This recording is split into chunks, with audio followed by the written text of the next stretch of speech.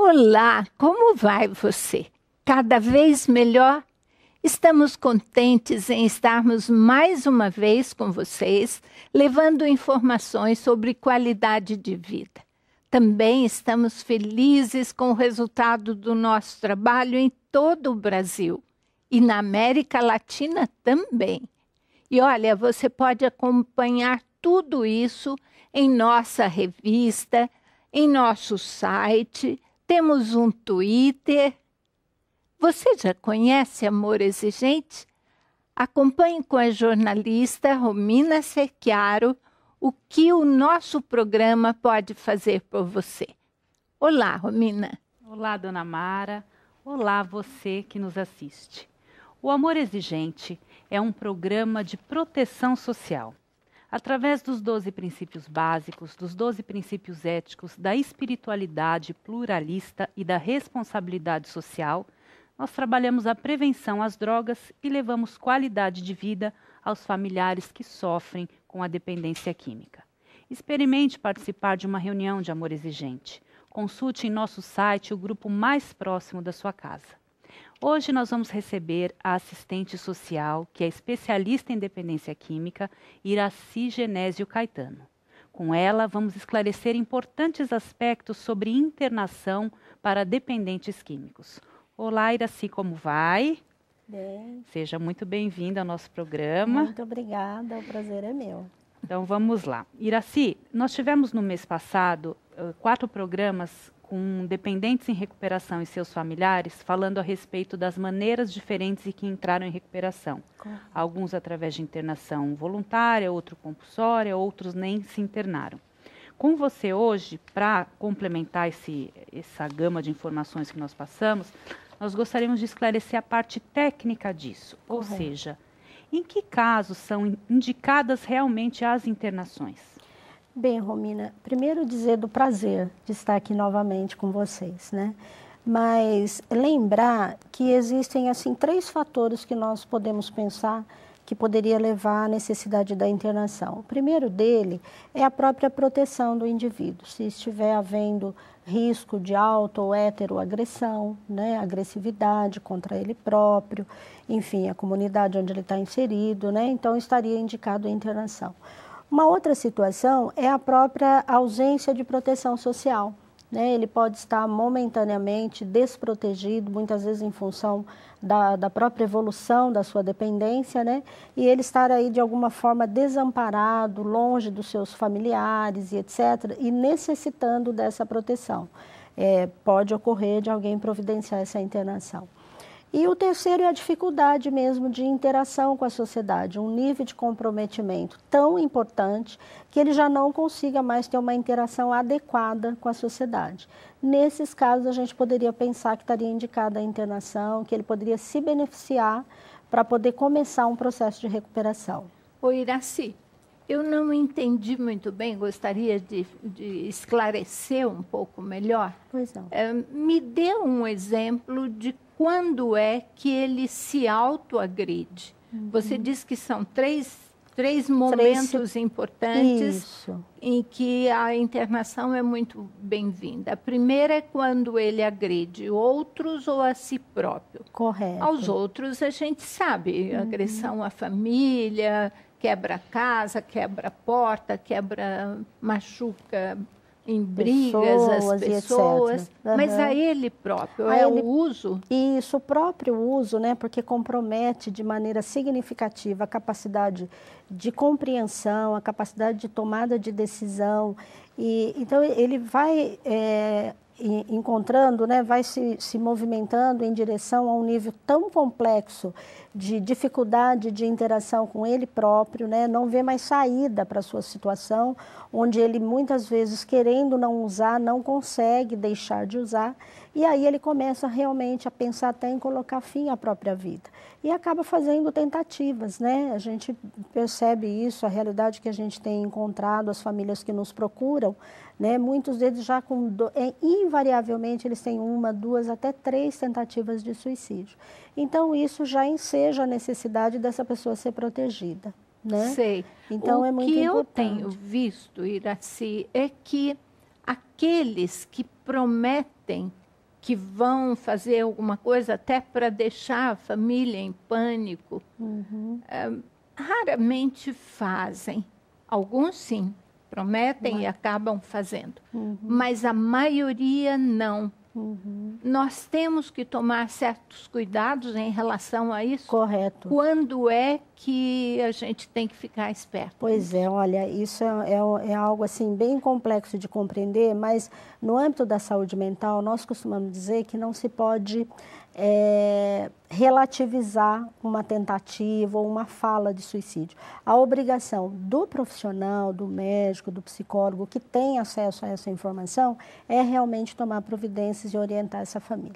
Agora, para a família, eu tenho certeza que a gente vai falar um pouco melhor sobre isso, ela vai aprendendo a conhecer também o seu familiar, quando é que ele está usando isso para uma barganha ou para chegar a algum lugar, ela vai aprendendo, né, a reconhecer isso.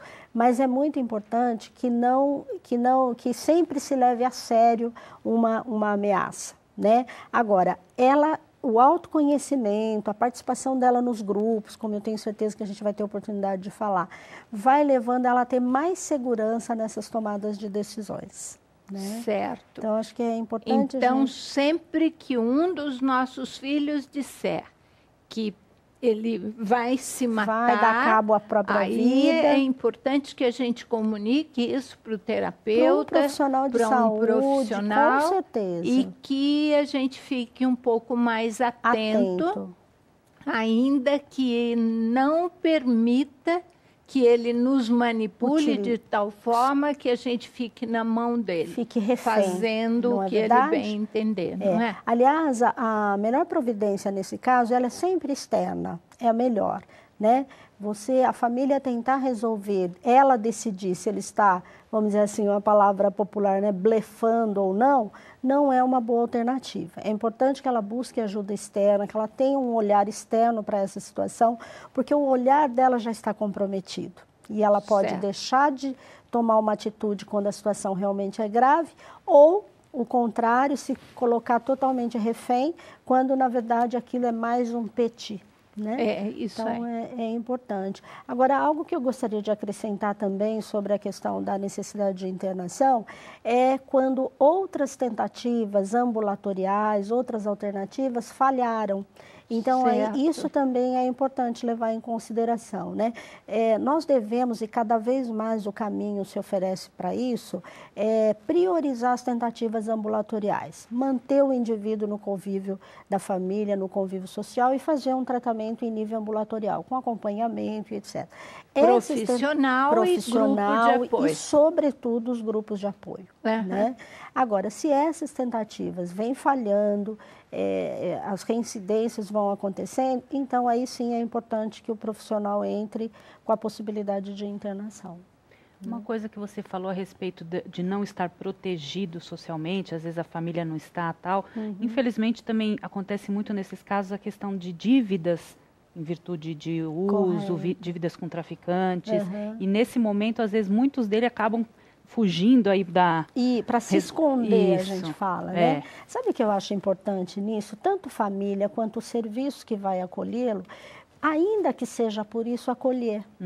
Porque lá dentro do tratamento haverá a oportunidade de se sensibilizar essa pessoa, qual é realmente, o que você realmente veio buscar conosco, porque o fato dele querer se esconder não impede dele estar necessitando da ajuda, né, do tratamento. Então, é importante que ele seja recebido, mesmo a família, você está querendo ir agora porque você está com medo do traficante, não há problema. Né? O importante é que ela coloque isso claramente para o serviço, né? Para que o serviço tenha condições e tem técnicas para isso, de sensibilizá-lo e mudar, né? A gente chama das técnicas motivacionais, motivá-lo, né? É comum eles dizerem, olha, eu vim aqui pelos outros e agora eu vou ficar por mim, né? Isso é muito importante. E sabe, Iraci, ocorreu anteriormente, lá no começo dos grupos de jovens, de amor exigente, coisa muito semelhante. Nós mandávamos, nós não tínhamos grupos de jovens, amor exigente era para pais exclusivamente, e começaram a vir jovens, adolescentes, E a gente mandava para os grupos sérios e maduros, lá do AA, do NA, eles não se adaptavam. E daí eles diziam, olha, eles não querem nada com nada, estão aqui para enrolar e nós não queremos que vocês mandem esses jovens. Quando nós iniciamos os grupos de amor exigente, para os muitos iam para fazer média com a família. Realmente para ver o que estava acontecendo, com nada de tratamento para valer. Ganhar um tempo, né? Que era para dar um tempo, isso mesmo. Só que com o passar do tempo, eles eram sensibilizados. De alguma forma, eles eram tocados e o grupo era eficiente para eles, de fato. Então, isso é importante, viu?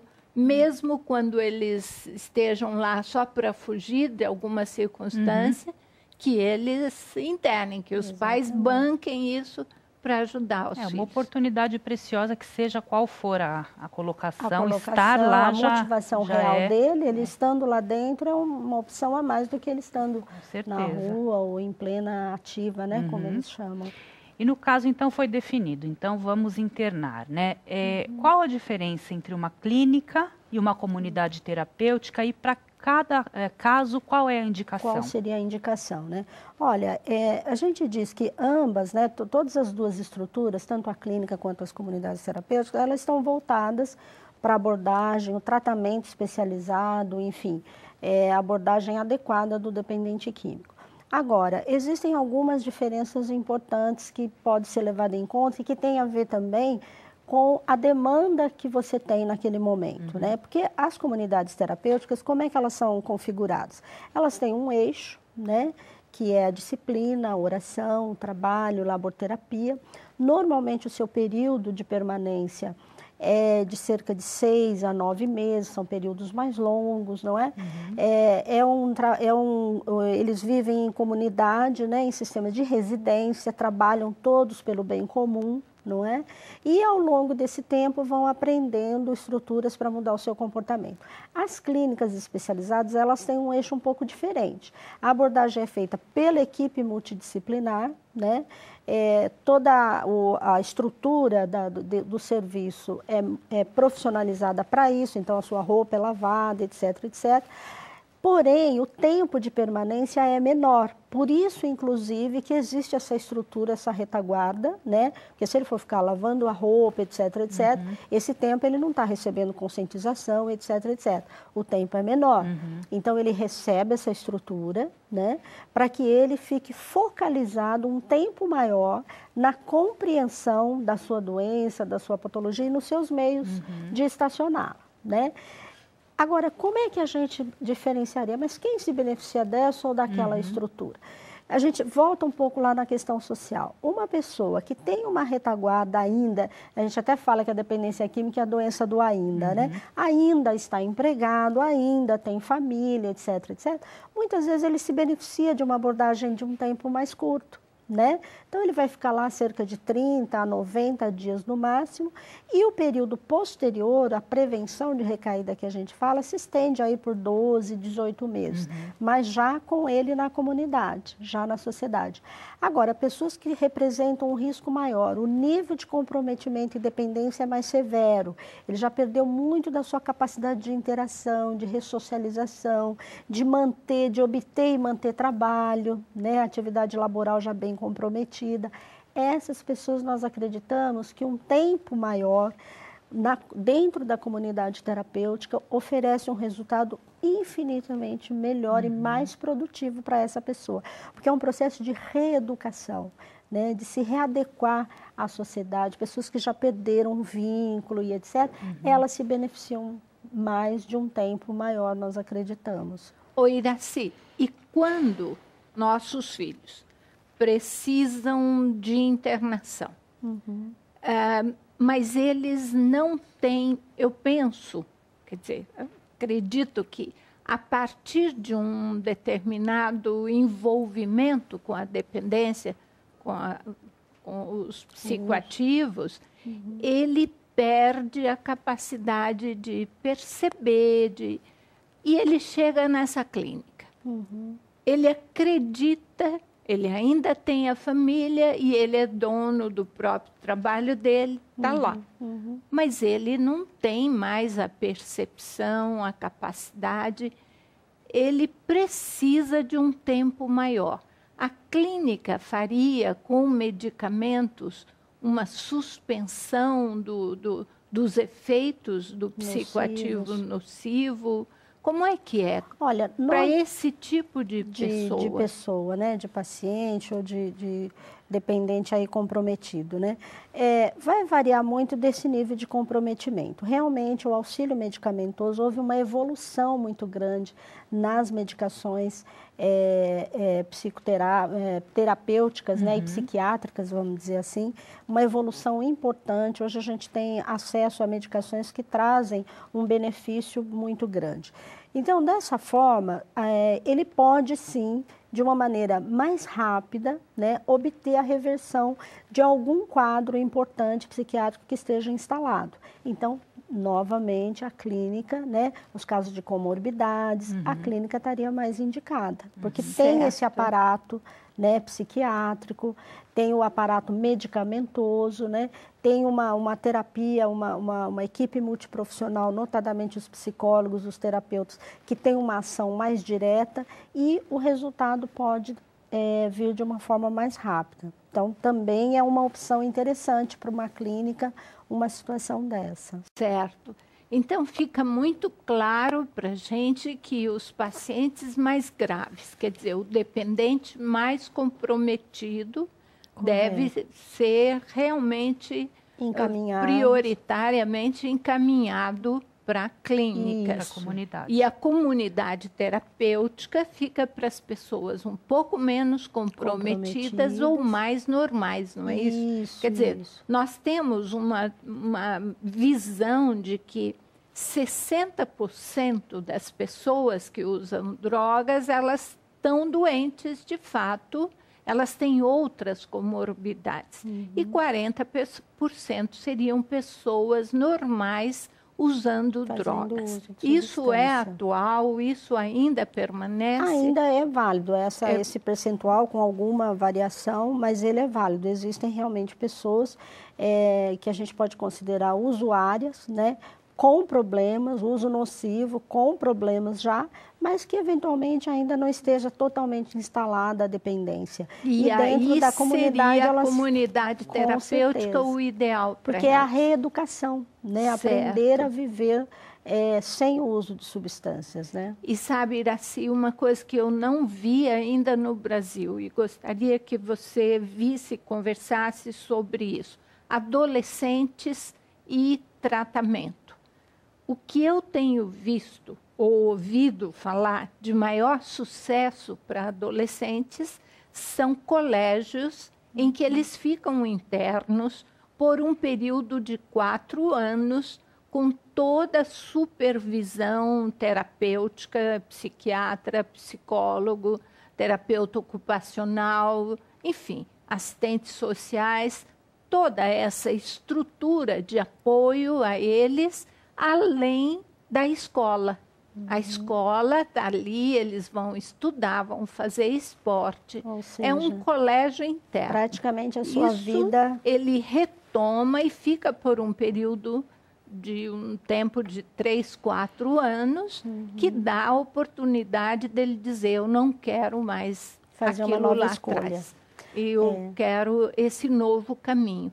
No Brasil, você tem visto alguma coisa como isso? Mara, essa é uma realidade que ainda no Brasil não existe, né? Aliás, a nossa tradição mesmo de atenção ao adolescente, ela já é bastante comprometida, existe muita divergência, qual é a melhor forma, né? O próprio nível de comprometimento do nosso adolescente, já na delinquência, etc., já confunde um pouco o tipo de atenção que ele deve receber, né? Então, mas esse seria o ideal, porque aí ele mantém a sua evolução, a escolaridade e etc., seria o ideal. O que a gente tem visto no Brasil, infelizmente, né, é ainda aquela coisa do depósito mesmo, né, pessoas apenas para estar longe da droga, mas sem um processo de reeducação melhor definido para que ele vá retomando a sua vida e etc. Então, aqui no Brasil, eu desconheço, Mara, se tem, eu realmente não tenho conhecimento. Mas eu tenho visto uma preocupação da sociedade, dos governos, dos serviços de atenção, muito grande, querendo se rever, se reestruturar, encontros. Então, assim, eu acredito bastante. Eu acho, a filosofia chinesa fala da validade da crise, né? Que é na crise que nós encontramos as oportunidades e as saídas. Eu acho que esse susto que a sociedade tomou com o crescimento do crack está fazendo, e para nós que trabalhamos nisso, isso não é novo, o crack está aí há tanto tempo, né? Mas, enfim, essa tomada de conhecimento que a sociedade, de repente, teve, está fazendo, sim, com que a sociedade, os governos, os serviços se mobilizem, se estruturem para termos serviços voltados para a nossa realidade, porque essa realidade que você coloca, Mara, é uma realidade do exterior que está distante, né, da nossa realidade. Mas eu tenho percebido o empenho de todas as pessoas envolvidas em melhorar a oferta de abordagem e tratamento do adolescente também, né? Necessidade, enfim, porque daqui a pouco também a sociedade deve ver a questão aí de como os adolescentes têm usado álcool e drogas cada vez mais cedo. Então, exatamente. Quer dizer, é um até fator para que não trabalhar vai... preventivamente, Exato. né, Romina? Romina, sabe que eu recebi, já você faz outra pergunta, eu recebi uma cartinha tão simpática, um bilhete, para dizer a verdade. Maria Lita, da cidade de Aguaí, deixa de fazer yoga todas as segundas-feiras para poder assistir o programa Amor Exigente na Rede Vida, pois trata da vida com amor. Isso foi um recado que me deram numa dessas palestras que eu estive. Olha, muito obrigada da sua presença aí, Alita. Bacana, muito obrigada também. Então, Iracy, então estamos falando da internação. Então, falando agora, até o momento, estamos falando no que é voluntário. Né? Você sabe que nós temos só 3 minutos para terminar o programa? Então, nós vamos ter que ficar hoje na coisa de quem quer. Então, hoje o assunto é voluntário. Então, assim, quais são os cuidados que a família deve tomar na hora de escolher o local, né? Como escolher? Porque eu vejo que as famílias já estão comprometidas aí com um transtorno emocional, com a fragilidade que elas estão em função do dependente e ainda ficam mais desorientadas em relação ao que caminho tomar na hora de escolher um local.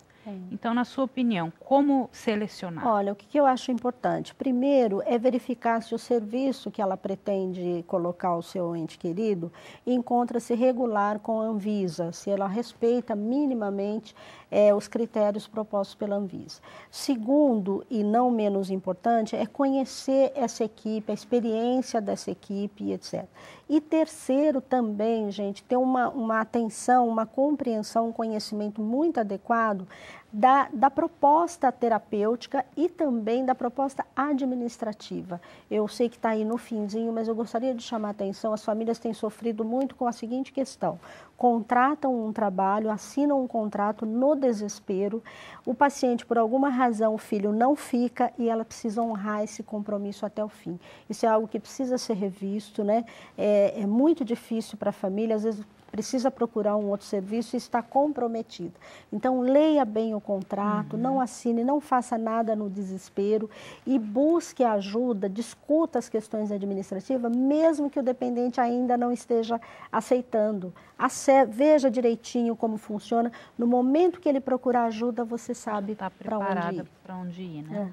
Bom, infelizmente nós chegamos ao final, mas na semana que vem nós temos outros assuntos, mas vamos falar também a respeito de internação involuntária, que é um assunto polêmico e que nós precisamos aí falar. Agradeço a sua presença. Dona Mara, por favor, finalize o nosso programa de hoje para vocês até a semana que vem. Obrigada, Iracy, mais uma vez. A Iracy está sempre conosco e é muito bom tê-la nos nossos programas. Muito obrigada a você também. E olha, queria falar para vocês, continuem com a gente esse mês todo para aproveitar o conhecimento da Iracy. Iracy é muito especial no Amor Exigente, na Bezerra de Menezes, que ela trabalha aqui perto de Campinas. E olha, nós precisamos saber a respeito de internação. Especialmente os voluntários de amor exigente precisam estar atualizados sobre esse assunto e ajudar as pessoas que frequentam os nossos grupos, não é? Agora, não se esqueça, conte conosco. Nós contamos com você também.